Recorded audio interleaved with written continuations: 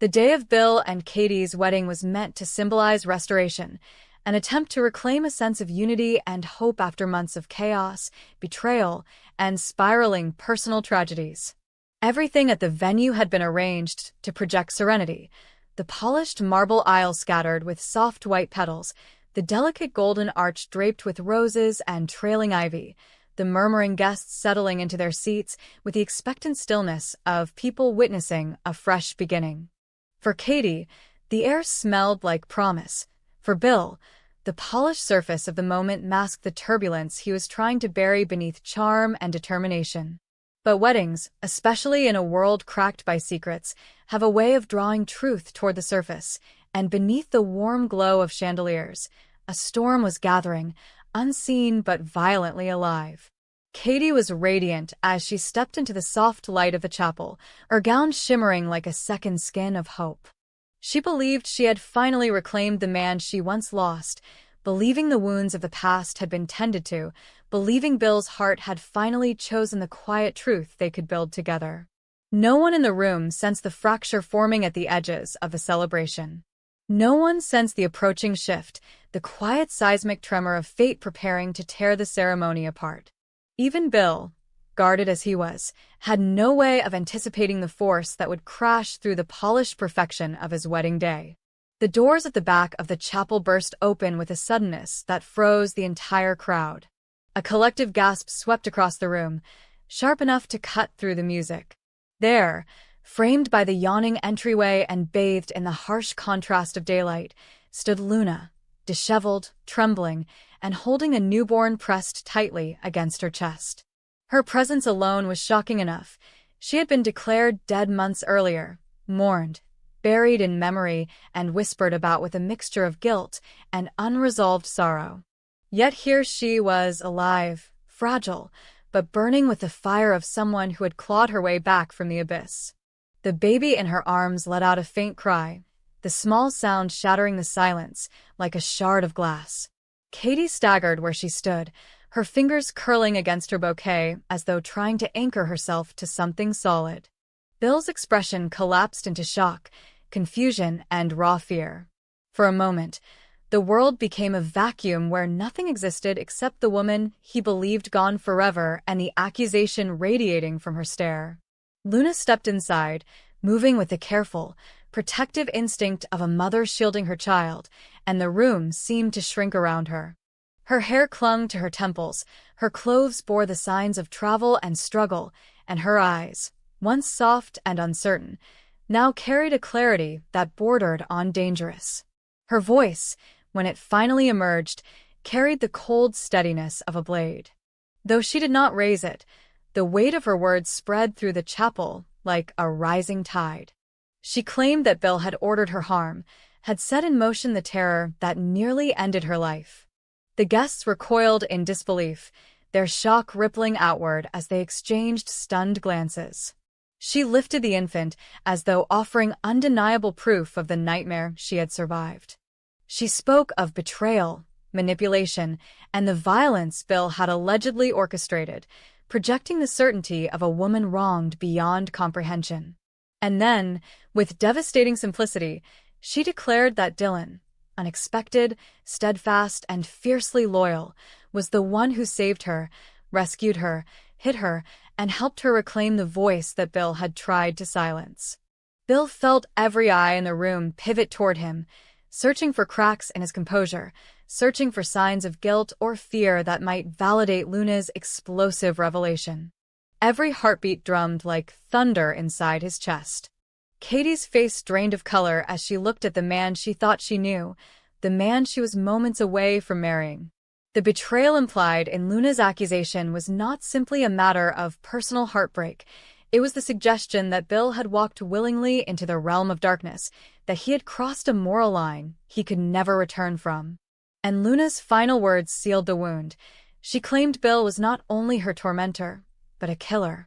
Chaos erupted. The wedding dissolved into a storm of murmurs, gasps, frantic questions. But Luna stood unmoving, like the still center of a hurricane, unmoved by the detonation she had unleashed. For her, this moment had been crafted with precision. Her survival had been nothing short of a miracle, and the path she traveled to reach this chapel was lined with pain so deep she could barely speak of it without trembling. But beneath the trembling lay resolve, a desire not for justice in its purest form, but for reckoning. Luna had spent too long believing the world would forget her, erase her, bury her until she no longer existed except as a cautionary tale. She refused to disappear quietly. And she refused to let Bill walk freely into a future that she claimed was built on the ashes of her suffering. The infant in her arms stirred, a reminder that the stakes had grown far more complex than the room could comprehend. Was the child connected to the tragedy? Was it part of the reason she had been targeted? The audience, frozen in shock, grasped for answers, unable to reconcile the image of Luna's frail form with the magnitude of her accusation. The surreal overlap between life and death, love and violence, birth and revenge created a tableau so emotionally charged that even those who doubted her instinctively sensed the gravity of her presence. Bill's instinct was to deny, to lash out, to reject the narrative that Luna had so meticulously constructed.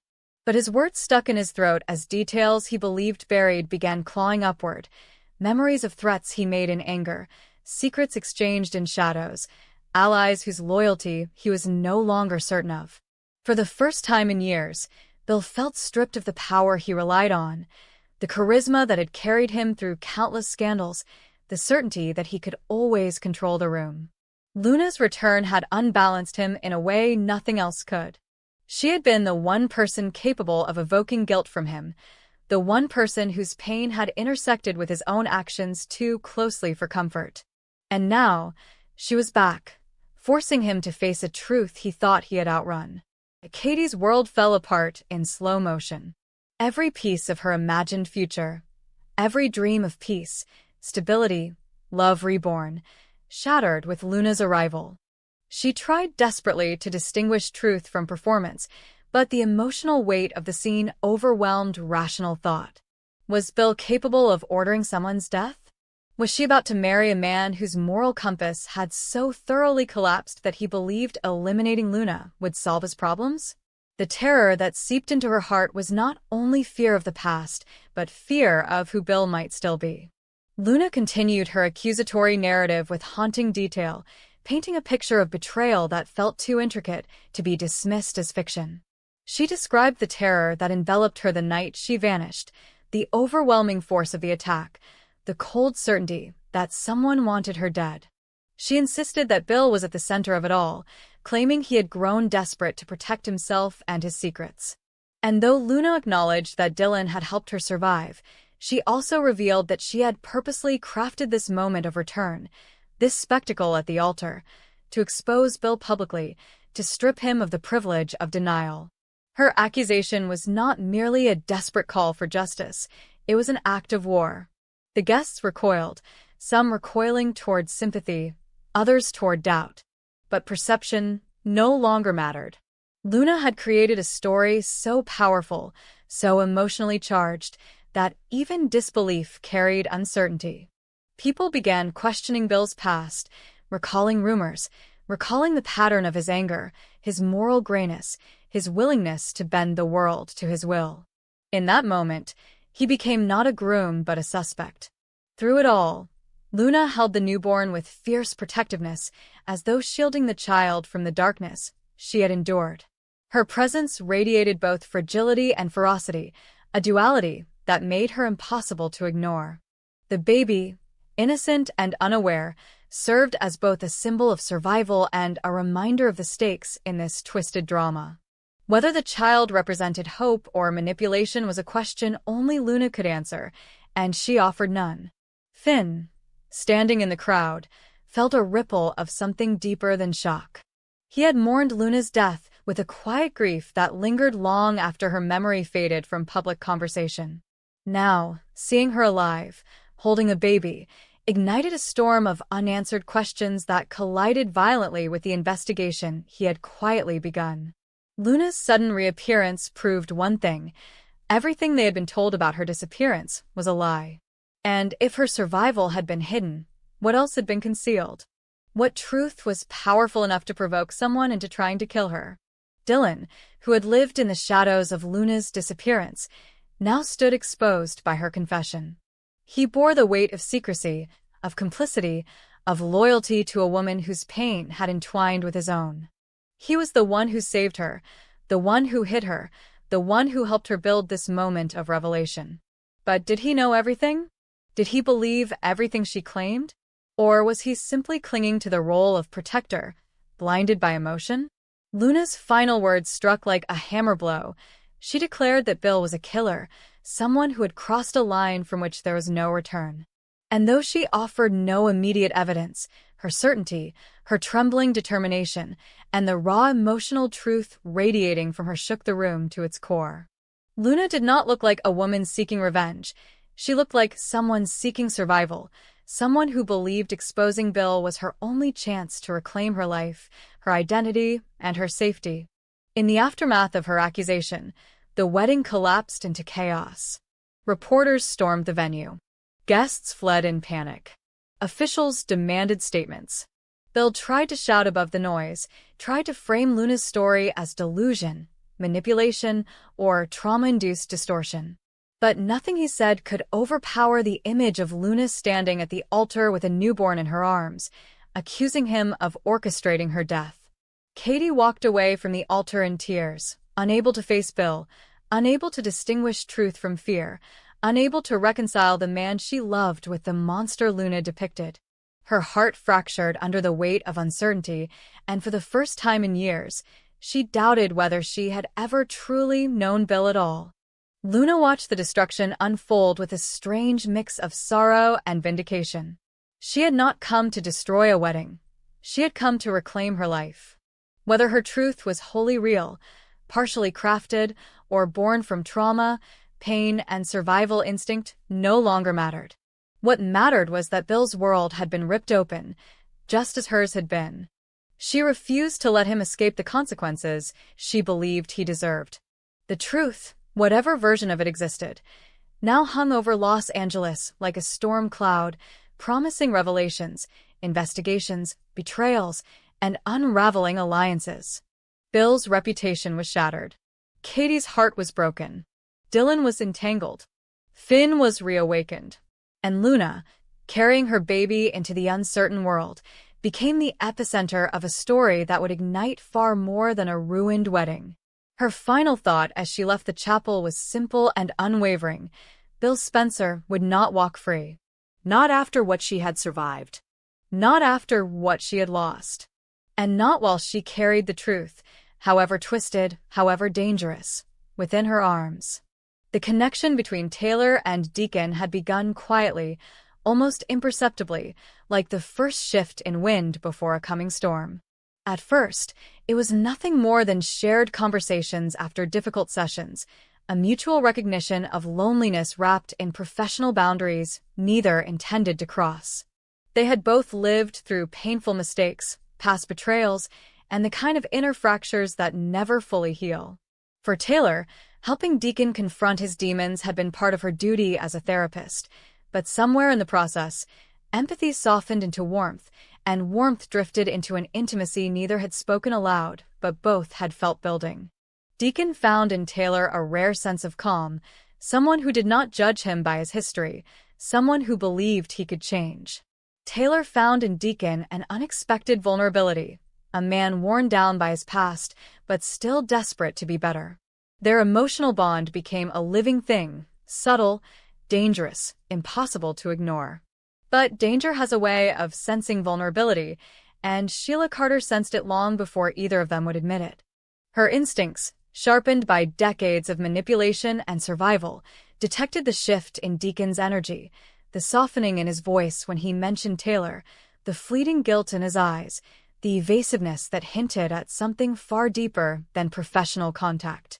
At first, Sheila brushed it off as paranoia, refusing to believe Deacon would drift toward another woman after everything she had sacrificed to stay hidden, to stay relevant, to keep them together. But the more she watched, the clearer the picture became.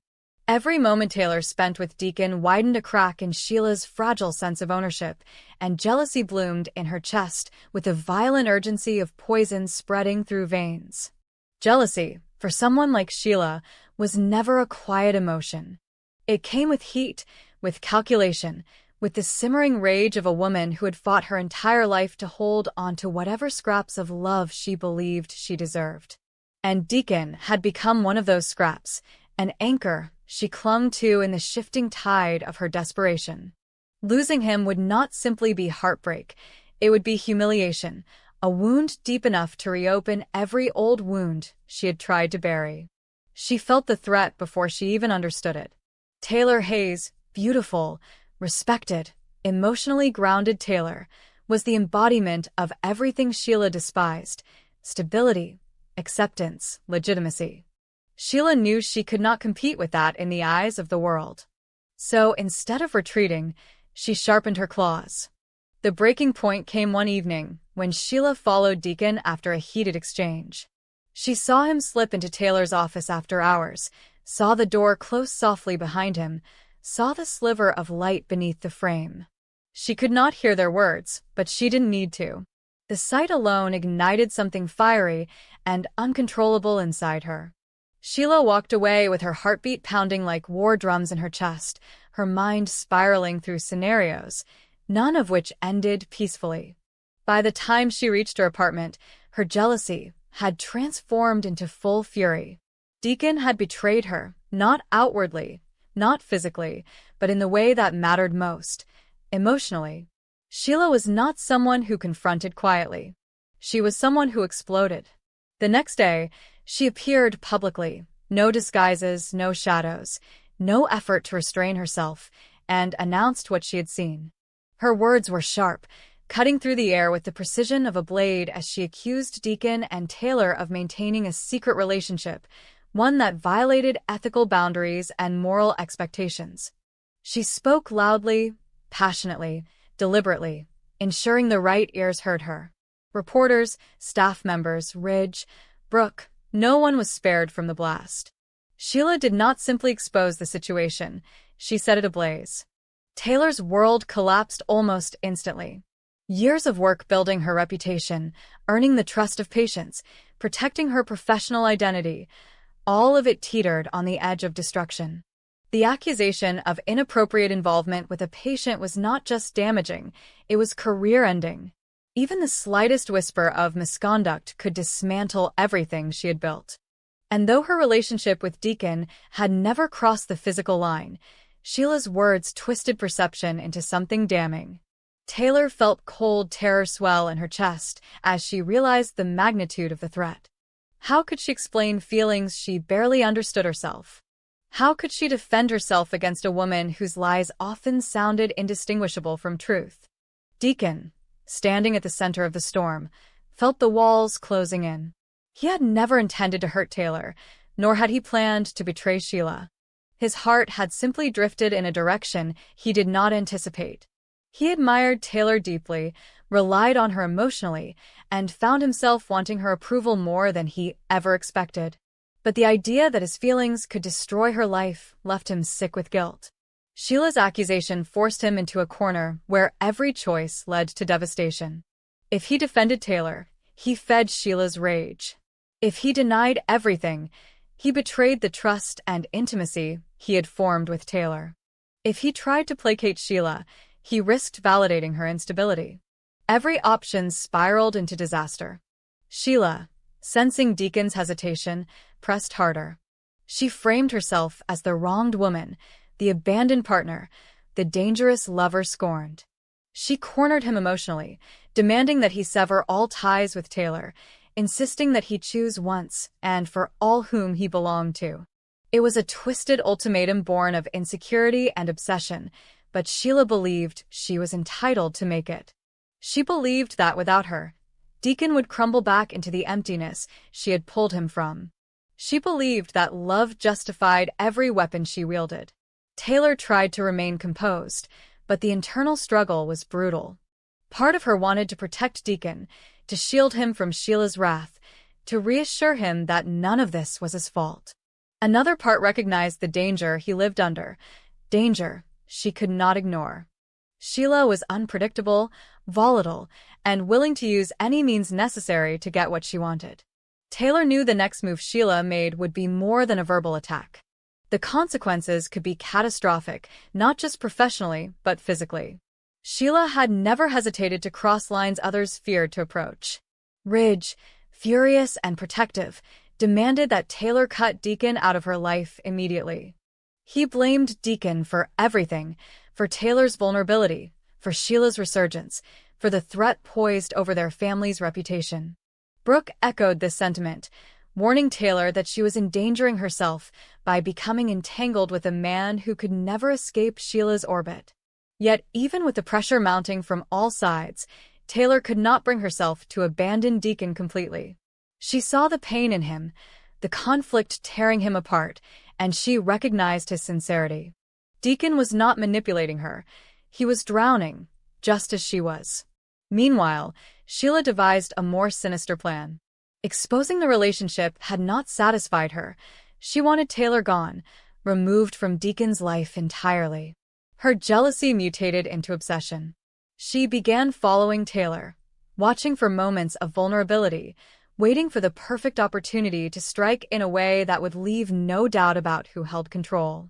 Sheila convinced herself that Deacon would return to her fully if Taylor were eliminated, not necessarily killed, but ruined, humiliated, destroyed in reputation and spirit. Sheila believed destruction was a form of protection, a twisted expression of love that only she could understand. Deacon sensed the escalation before he saw evidence of it. Sheila's tone darkened, her arguments sharpened, her threats grew more explicit. She framed Taylor as a thief, a saboteur, an enemy. Deacon's guilt hardened into panic. He knew what Sheila was capable of. He had seen the lengths she would go to protect what she believed was hers.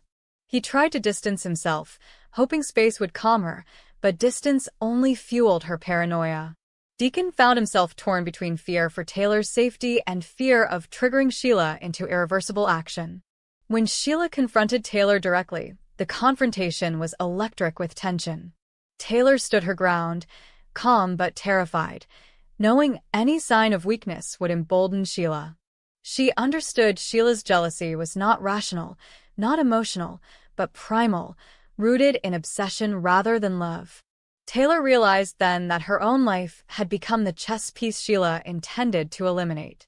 The threat was not metaphorical, it was real, urgent, and closing in fast.